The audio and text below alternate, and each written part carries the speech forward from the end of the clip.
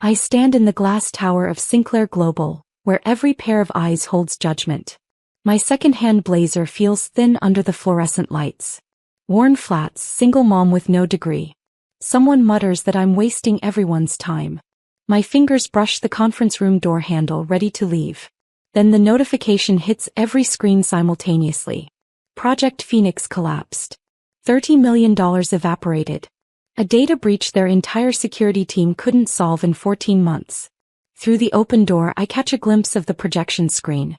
My brain processes something in those 5 seconds that makes my hand freeze on the door handle. I know where the vulnerability is, I say quietly into the silence.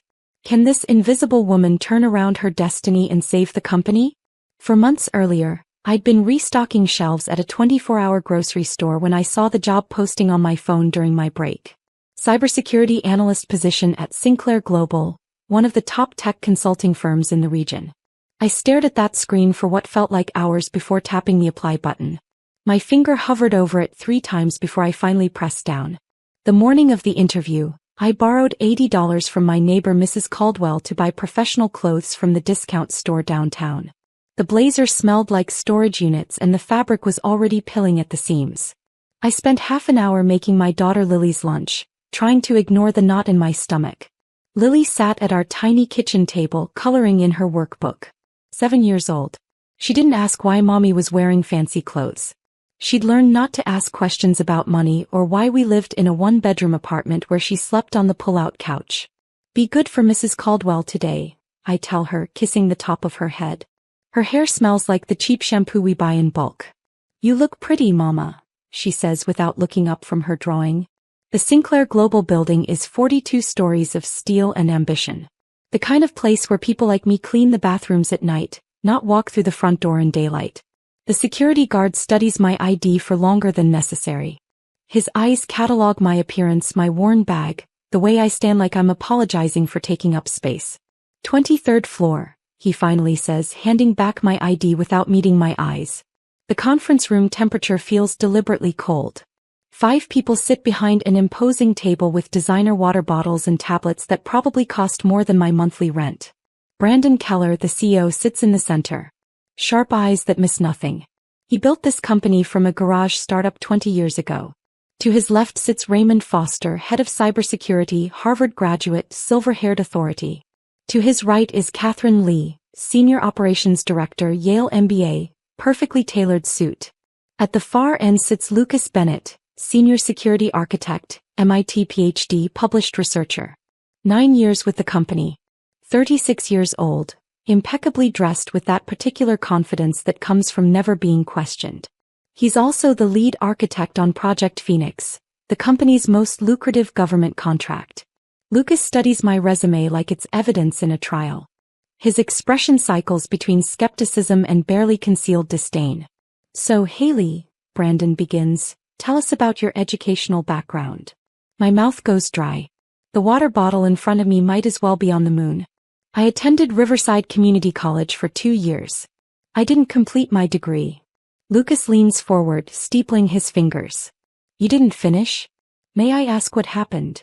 My husband died in a construction accident. I had to leave school to support our daughter. The words come out flat. I've said them so many times they've lost their weight. I'm sorry for your loss. His tone carries manufactured sympathy. That must have been incredibly difficult. Raising a child alone while grieving. A pause stretches between us like a trap being set. But help me understand something. You're applying for a senior analyst position at one of the most competitive cybersecurity firms in the country. No degree, no corporate experience. What makes you think you're qualified for this level of work? I'd rehearsed for this question 100 times in my bathroom mirror. I've been teaching myself cybersecurity for 6 years. Every night after my daughter goes to sleep. I've completed certifications in network security, penetration testing, and threat analysis. I've built my own lab environment. I passed your technical assessment with a 98% score. Lucas's eyebrows lift slightly. 98%. That's quite impressive for a screening test. He pauses deliberately. Though that particular assessment is designed to filter out completely unqualified candidates, not identify expert-level talent. He taps his tablet screen. I see you currently work 3 jobs. Overnight grocery stocking, weekend data entry, and weekday retail. That's certainly admirable work ethic. The compliment feels like a hand on my shoulder right before a shove. But those are jobs requiring reliability and endurance, not advanced analytical thinking. Cybersecurity at our level requires intensive training and collaborative problem-solving from elite academic programs. It's about learning to think in systems, to approach vulnerabilities with proven frameworks. The question lands perfectly. Polite enough that no one could call it hostile. Sharp enough to draw blood. I pull out my laptop with hands that want to shake. I've built a portfolio. I can show you what I've worked on. Please do. I open my projects. Network vulnerability assessment. Malware reverse engineering. Custom intrusion detection system coded from scratch. Lucas examines them with what appears to be genuine interest. These are quite good actually. Better than I anticipated for self-taught work. He connects his tablet to the projection screen. My code fills the wall behind him. But can I point out a few issues? This vulnerability assessment, you're using automated scanning tools without proper validation.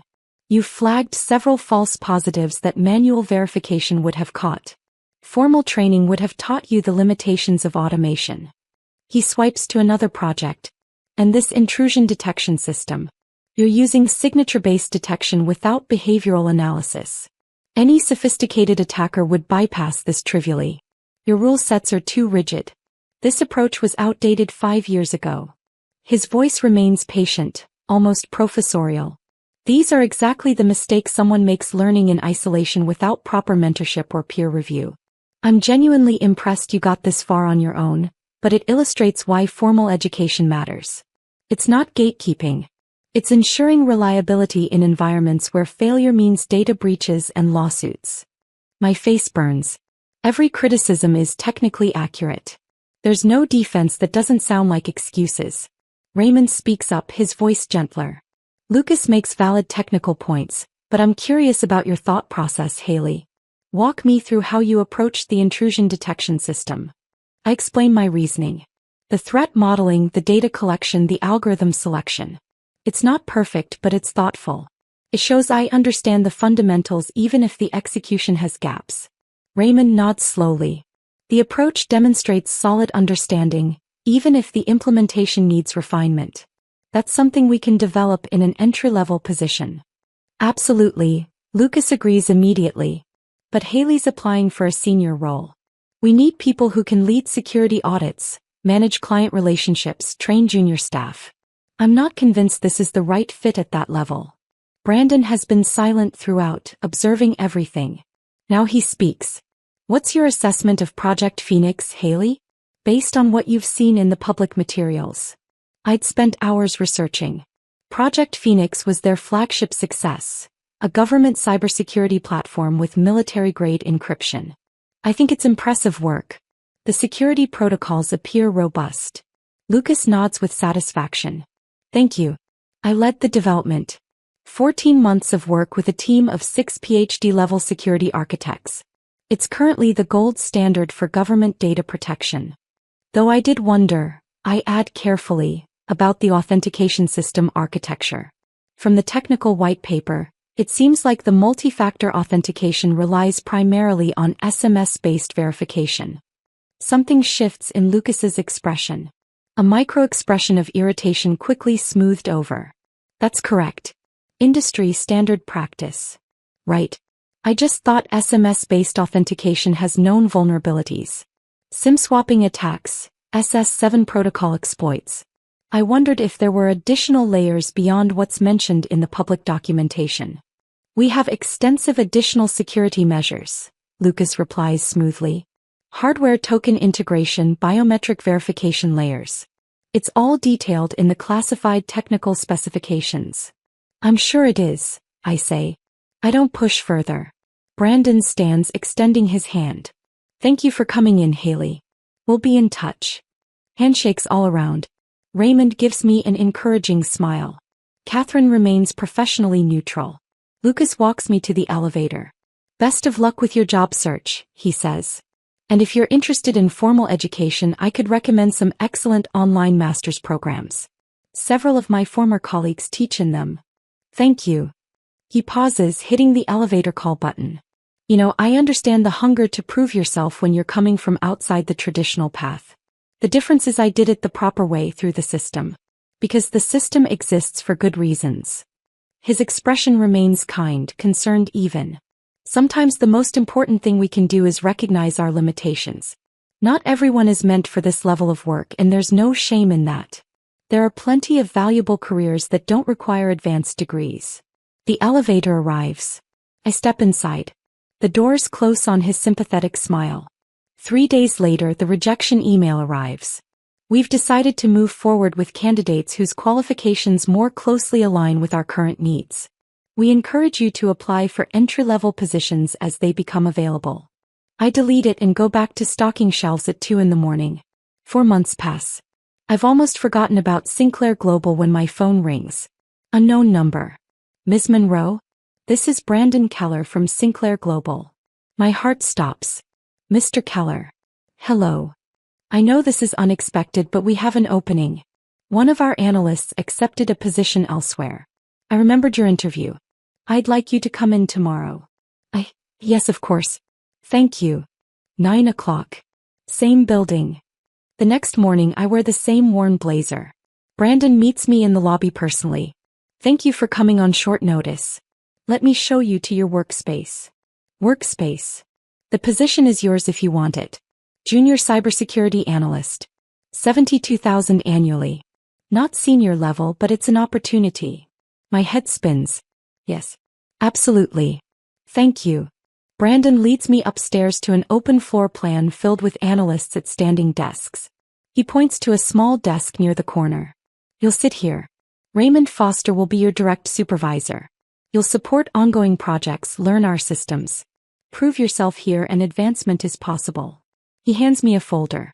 Employment paperwork. HR will get you credentials. Welcome to Sinclair Global. I take the folder with hands that don't feel like mine. I won't let you down. I know you won't. Brandon pauses. One thing. Lucas Bennett leads our major projects. You'll work closely with him. He has high standards, but if you're willing to learn, you'll grow here. I understand. An hour later, Lucas appears at my desk. Same polished appearance, same controlled smile. Haley, welcome to the team. He extends his hand. Thank you. I'm excited to be here. Brandon mentioned he hired you. I'll admit I was surprised. We usually require degrees even for junior positions. But he's the boss and he clearly sees potential in you. I'm happy to give you a chance. I appreciate that. I'm leading a project that could use support work. Log analysis, basic threat assessment, documentation. Nothing too complex to start. Good way to learn our protocols. Lucas pulls up a chair, lowering his voice. The project is Phoenix. You remember it from your interview. The government security platform. Yes. We're expanding it for a major defense contract. $40 million. Classified work. He leans forward conspiratorially. I'll have Raymond assign you to my team. You'll report to me directly on Phoenix-related tasks. Sounds great. Perfect. Lucas's voice drops further. And Haley, I don't hold the interview against you. That criticism of your portfolio, that was me doing my job, being thorough. But now that you're here, I'm rooting for you. Really? Of course. We're colleagues now. Teammates. He stands, clapping me on the shoulder. Welcome aboard. Over the next 4 months, I throw everything into the work. I arrive an hour early, stay 2 hours late. I learn their systems, their protocols, their documentation standards. And I work on Phoenix. Lucas assigns me tasks daily. Log file analysis, firewall rule documentation, security patch tracking. Grunt work but necessary. I do it without complaint. Lucas is always friendly, always encouraging. He stops by my desk to offer guidance, share insights. Other team members respect him enormously. Brilliant, approachable, generous with his knowledge. But I start noticing patterns. When I find a potential vulnerability in the authentication system and bring it to Lucas, he acknowledges it graciously. Good catch. Let me investigate that. Weeks later, nothing has been addressed. When I suggest implementing additional encryption layers for data in transit, Lucas listens thoughtfully. asks probing questions, then explains always reasonably why that approach won't work in our context. When I complete my assigned tasks ahead of schedule, Lucas praises my efficiency and adds 4 more tasks. The workload never decreases. I tell myself I'm being paranoid. Lucas is my mentor, my advocate. He's the reason I have this opportunity. Then comes the team meeting in month 3. Lucas is presenting Phoenix progress to senior leadership. I sit in the back with other junior analysts. Our security platform is performing exceptionally, Lucas announces, advancing through slides.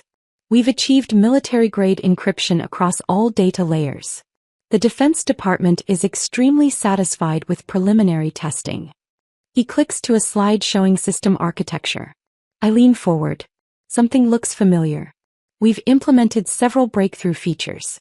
Multi-layered biometric authentication, advanced threat prediction algorithms, real-time penetration testing protocols. My stomach turns cold. 6 weeks ago, I'd written a detailed memo to Lucas suggesting multi-layered biometric authentication to address the SMS vulnerability I'd mentioned in my interview. He'd thanked me, said it was worth exploring eventually, but not a priority for the current phase. Now it's in the presentation. Listed as an implemented feature. Presented as Lucas's innovation. 2 months ago, I'd proposed threat prediction algorithms based on behavioral analysis patterns. Lucas had explained why that wouldn't work with our data architecture. Now it's in the system. No mention of where the idea originated. After the meeting, I approach Lucas carefully. The biometric authentication feature. That's similar to what I suggested in my memo, right? Lucas looks genuinely puzzled for a moment. Oh, the memo. Right, I remember now. You might have planted a seed there. Good thinking. Shows you're starting to grasp how we approach these problems. His expression warms. That's the beauty of collaborative work. Ideas come from everywhere, get refined through team discussion, become something greater than any individual contribution. You're part of that process now. I nod slowly. Right. Collaborative. Exactly. Keep bringing those suggestions. Even if we can't implement everything, it's valuable practice. Helps you develop security thinking. I go back to my desk. I pull up the project repository and check the commit history for the biometric authentication feature. Author, Lucas Bennett. No mention of my memo. No reference at all. I check the threat prediction algorithms. Same thing. I stare at my screen. I could raise this issue. Go to Raymond or Brandon. But what would I say? That I'd suggested ideas in informal memos? In a collaborative environment, isn't that how things work? I have no proof the ideas were mine. No documentation beyond emails Lucas could easily characterize as a junior analyst asking questions, seeking clarification. And Lucas has a PhD from MIT and 9 years at the company. I'm a junior analyst with no degree who's been here 3 months. Who would believe me? I say nothing. Instead, I start keeping meticulous notes. At work, I document every assigned task. At home, I write my real observations about the Phoenix project. Things that don't add up. Vulnerabilities that are being ignored. I keep a copy in my desk drawer. By month 4, the pattern is undeniable. Lucas takes my ideas, refines them, presents them as his own. Always with plausible deniability. You're really developing as an analyst, Lucas tells me one afternoon. I can see the influence of working on a high-level project. You're learning to think like we do. The other team members never see it.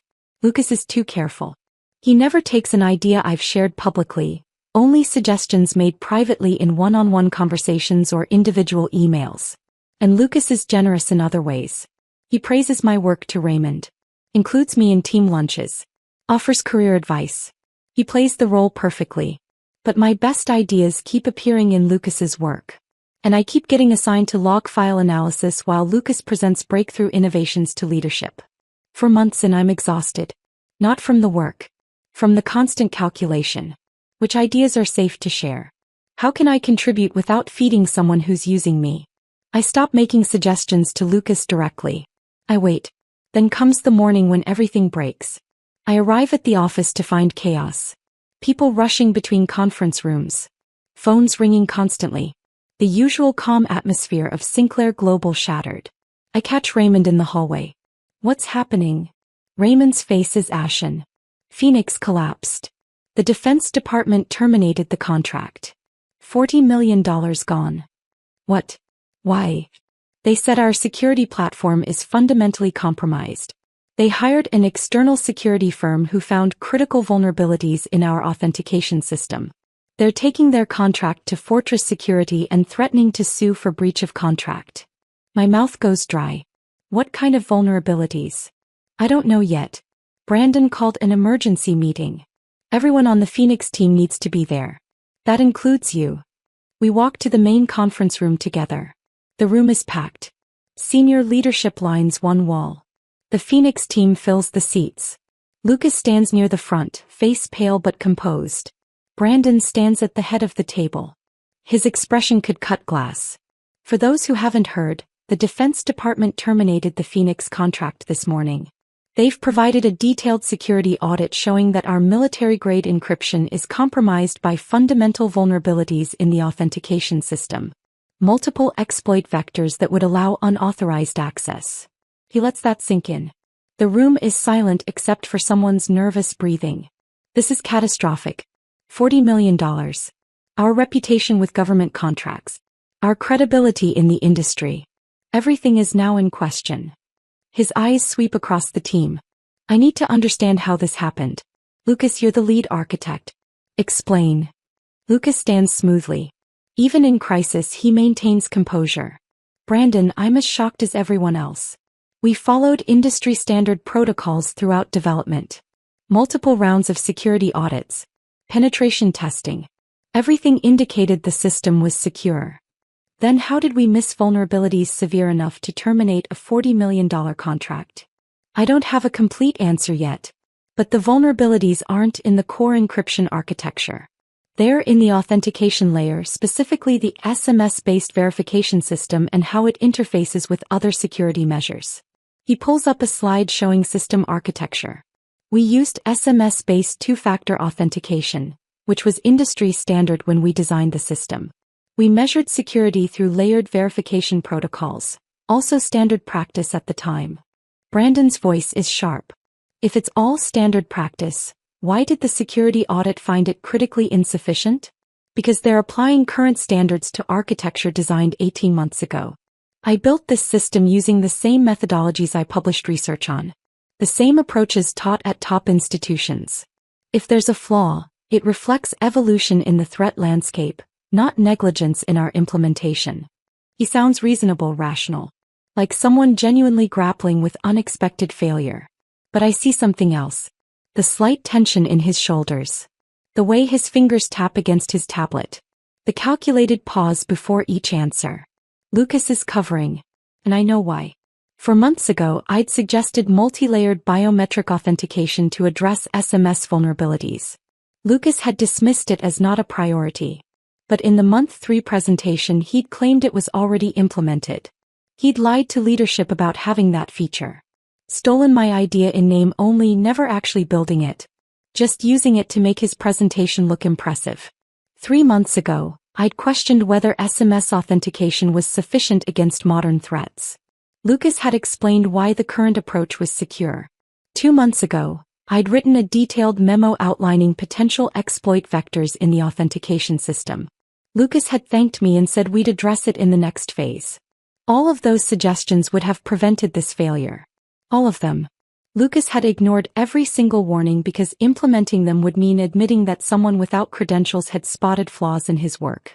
And now those ignored warnings had cost the company $40 million. I sit in my chair, hands clenched under the table. I could speak up right now. Tell Brandon about the memos. About the suggestions Lucas dismissed. But I have no proof that would hold up.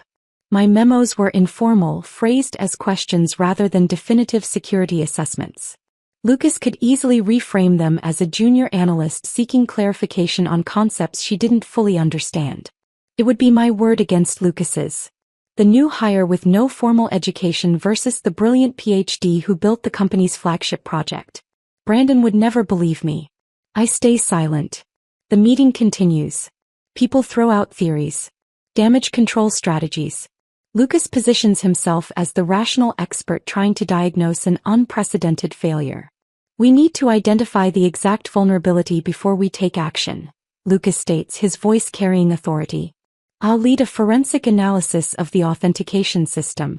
Give me 72 hours to pinpoint exactly where the security broke down. Brandon considers this. 72 hours. Then I want a complete report and remediation plan. You'll have it. The meeting breaks up. I stand slowly, my mind churning. Lucas catches me at the door. Same concerned expression, though strained by stress. Tough day. Yeah. I'm going to need all hands on deck for this analysis. Can you pull the authentication logs from the past year? Everything from the SMS verification pipeline. I nod. Sure. Thanks. I know this is stressful, but we'll figure it out. That's what teams do. Lucas squeezes my shoulder and walks away. I go back to my desk. I pull up the authentication logs he requested, staring at them without really seeing.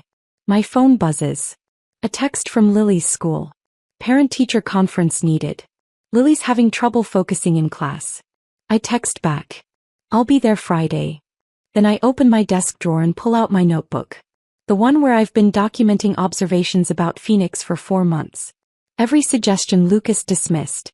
Every warning flag Lucas ignored. Every shortcut taken to meet deadlines. It's all there. Detailed, time-stamped. Including dates of my memos to Lucas. I'd been collecting evidence without fully realizing it. Protecting myself, maybe. Or just trying to make sense of why my ideas kept disappearing into Lucas's project without acknowledgement. Now that evidence tells a clear story. Lucas had known about these vulnerabilities for months. He'd chosen to ignore them rather than admit someone he considered beneath him had spotted flaws in his work. I could go to Brandon right now.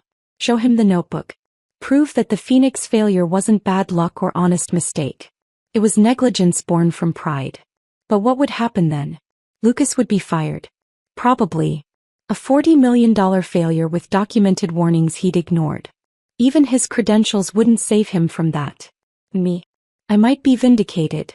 Praised for trying to prevent disaster. Or I might be seen as the analyst who threw her mentor under the bus. The junior employee who hoarded information instead of escalating it. The troublemaker who'd been here 4 months and was already causing political explosions. I'd probably lose my job either way. This kind of political firestorm doesn't leave bystanders unscathed. I can't afford to lose this job. Lily depends on me. $72,000 a year is more than I've ever made. It's health insurance and stable housing and school supplies without checking the price. I can't throw that away to take down Lucas, even if he deserves it. I close my notebook. I open the authentication logs again and start compiling the files Lucas requested. I'll keep my head down. Do my job. Survive. The conference room door bursts open. 3 senior executives rush out, faces drained of color. One is shouting into a phone. The board is furious. They want answers today. Not in 72 hours. I look up from my desk. Through the conference room's glass walls, I see Brandon standing with arms crossed, listening to someone on speakerphone. Then Lucas appears in the hallway, walking quickly toward the conference room. He sees me and pauses. Did you finish pulling those authentication logs? Almost. Another 15 minutes. Send them the moment they're ready. Brandon's under massive pressure from the board. We need to show progress immediately. Lucas's voice is tight. The polished facade has cracks. He walks into the conference room.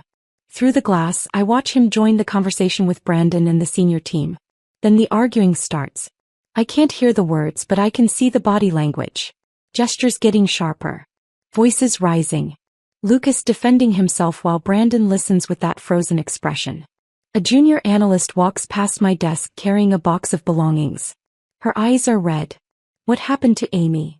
I ask Raymond, who's passing by. Raymond's expression is grim. Budget cuts. Brandon's making moves already. If we can't fix Phoenix, there'll be more layoffs. Potentially a lot more. He walks away. I sit there feeling sick. People are losing their jobs. The company is in free fall. And I have information that could help, locked in a notebook I'm too afraid to share. Through the glass wall, I watch Lucas pointing at the projection screen, making his case. Still the brilliant expert. Still covering his tracks while other people pay the price. I think about Lily. About stability and health insurance and keeping my head down. Then I think about Amy carrying her box of belongings. About the other analysts who might lose their jobs because Lucas was too proud to admit he'd ignored warnings. I open my desk drawer and pull out my notebook. My hand shakes as I stand up. I walk toward the conference room. Every step feels wrong. Heavy. I could turn around right now. Go back to my desk. Send the authentication logs. Keep my job. But Amy is already gone. More people will follow. The company is dying because of lies and ego and hoarded information. I knock on the conference room door. Nobody hears me over the arguing. I talk louder. Brandon turns.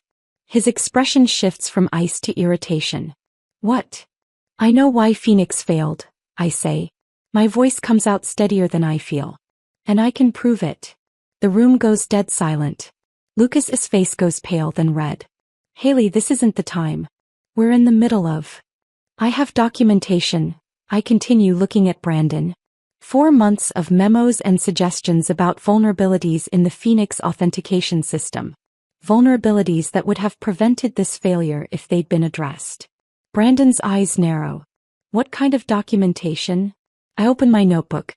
Multi-layered biometric authentication to replace SMS verification. I suggested it 4 months ago. Lucas said it wasn't a priority. I show him the dated entry. Then in the month 3 leadership presentation he claimed it was already implemented. But it wasn't. He lied about having that feature. I flip to another page. Enhanced threat prediction algorithms based on behavioral analysis. I raised concerns 3 months ago. Lucas explained why the current approach was sufficient. Another page.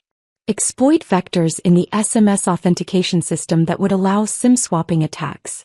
I wrote a detailed memo 2 months ago. Lucas said we'd address it in the next phase. I look at Lucas. Every single vulnerability the security audit found I flagged. You dismissed all of them. And then you lied to leadership about implementing at least one of them. Lucas's composed facade shatters. That's not. Those were questions from a junior analyst trying to understand our methodology. I was mentoring you through the learning process. You're mischaracterizing informal discussions. I have the emails, I reply quietly. Time-stamped. With your responses. Including the one where I explicitly warned that SMS-based authentication had known exploit vectors that could compromise the entire system. Brandon holds out his hand. Let me see that notebook. I hand it over. He flips through pages, reading my entries, cross-referencing dates. The room is absolutely silent. When Brandon looks up, his expression has changed. No longer ice. Something hotter. More dangerous. Lucas. You received these warnings. They weren't warnings. They were. Yes or no? Lucas's jaw clenches. I received memos from Haley raising various questions about the methodology. Yes. Did you implement any of her suggestions? Some were incorporated into later iterations. Before or after the security audit? Silence. Before or after, Lucas? After, he admits quietly. Brandon closes the notebook. Sets it on the table with deliberate care. You ignored security warnings from your team member. Warnings that, if addressed, would have prevented a $40 million contract termination. And when that failure happened, you positioned yourself as the expert investigating what went wrong rather than admitting you'd been told what was wrong months ago. I'm the lead architect, Lucas counters, his voice edged. I've published peer-reviewed research on security protocols. Haley has no formal education. No professional experience. I used my professional judgment to evaluate her suggestions against established security frameworks. Your judgment cost this company $40 million and who knows how many jobs. Brandon's voice could cut steel. Your credentials don't give you the right to ignore valid security concerns because they came from someone you don't consider your intellectual equal. He turns to me. Why didn't you escalate this? I meet his eyes. Because I'm a junior analyst with no degree who's been here 4 months. Who would have believed me over him? The truth of that statement hangs in the air. Brandon is quiet for a long moment. Then he says, you should have escalated anyway. To Raymond. To me. To someone. Hoarding this information while the project failed doesn't make you a hero. It makes you complicit. The words hit like a physical blow. I nod slowly. You're right. I was afraid of losing my job. I was wrong. Yes, you were. Brandon's expression softens slightly. But at least you're admitting it now. Which is more than I can say for some people. He looks at Lucas. You're off the Phoenix project effective immediately. Administrative leave pending full review of your conduct. Raymond will take over as acting lead. Lucas's face goes white. Brandon, you can't. I can. I am. Clear your desk. Lucas stands there for a moment, his carefully constructed image crumbling. Then he turns and walks out without another word. The door closes behind him. The remaining executives shift uncomfortably. Brandon turns to me. You have all the documentation on what should have been fixed? Yes, sir. Good. You're now assigned to work directly with Raymond on Phoenix remediation. Full-time. We need your technical insights to rebuild this system properly. He pauses. And from now on, if you see a security vulnerability, you bring it to leadership immediately. Clear. Clear. Dismissed. I walk out in a daze. I've just ended Lucas's career. Saved my own. Maybe saved the company. The victory feels hollow. Lucas was wrong. Arrogant. Negligent. But I also stayed silent when speaking up might have prevented this entire catastrophe. We're both complicit in different ways. My phone buzzes. A text from Raymond. Conference room, see in 10 minutes. Bring your notebook. As I gather my things, I see Lucas across the floor packing belongings into a cardboard box. The same kind of box Amy carried out an hour ago. Lucas looks up. Our eyes meet. For a moment I see past the polished facade. Something raw. Angry. Humiliated. Wounded pride. Lucas looks away first. Goes back to packing. I walk to the conference room where Raymond is waiting. The next 96 hours are brutal. Raymond is everything Lucas wasn't. Collaborative. Willing to listen. Genuinely interested in my ideas. Together with 3 senior architects, we tear apart the Phoenix authentication system and rebuild it from the ground up. Multi-layered biometric verification. Hardware token integration. Behavioral analysis algorithms. All the things I'd suggested months ago finally implemented properly. I work 20-hour days. Sleep at my desk. Live on coffee and vending machine sandwiches. Lily stays with Mrs. Caldwell. I call her every night to say goodnight, hating that I'm missing bedtime stories. But the system comes together. And it's good. Better than the original. Honest. Secure. On the 4th day, Brandon calls me into